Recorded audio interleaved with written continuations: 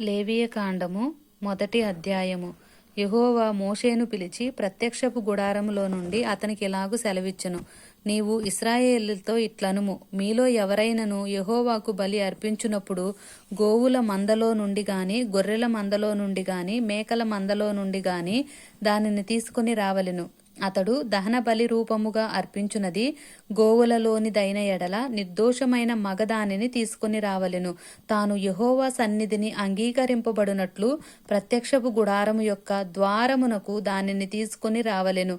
అతడు దహన బలిగా అర్పించు పశువు తల మీద తన చెయ్యి ఉంచవలెను. అతని నిమిత్తము ప్రాయశ్చిత్తము కలుగునట్లు అది అతని పక్షముగా అంగీకరింపబడును.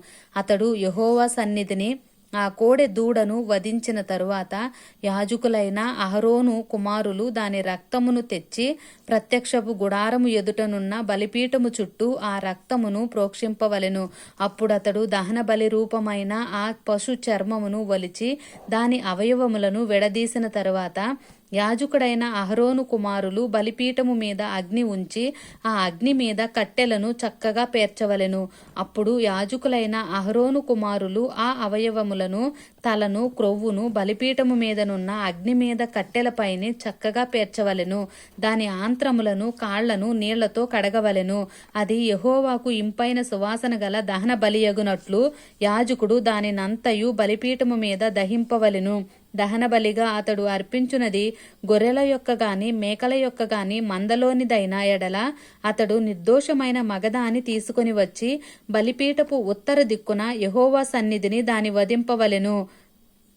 యాజకులకు అహరోను కుమారులు బలిపీఠము చుట్టూ దాని రక్తమును ప్రోక్షింపవలెను. దాని అవయవములను, దాని తలను, క్రొవ్వును విడదీసిన తరువాత యాజకుడు బలిపీఠము మీదనున్న అగ్ని మీద కట్టెలపైని చక్కగా పేర్చవలెను. దాని ఆంత్రములను, కాళ్లను నీళ్లతో కడగవలెను.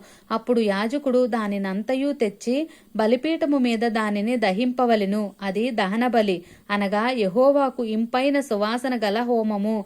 అతడు యెహోవాకు దహన బలిగా అర్పించునది పక్షి జాతిలోనిదైన ఎడల తెల్లగువ్వలలో నుండి గాని, పావురపు పిల్లలలో నుండి గాని తేవలెను. యాజకుడు బలిపీఠము దగ్గరకు దాన్ని తీసుకుని వచ్చి దాని తలను త్రుంచి బలిపీఠము మీద దానిని దహింపవలెను.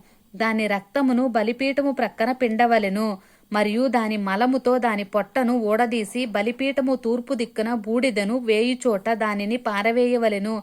అతడు దాని రెక్కల సందున దాన్ని చీల్చవలెను, కాని అవయవము విభాగములను విడదీయకూడదు. యాజకుడు బలిపీఠము మీద, అనగా అగ్ని మీద కట్టెల పైన దానిని దహింపవలెను. అది దహన బలి, అనగా యెహోవాకు ఇంపైన సువాసన గల హోమము. ఆమేన్.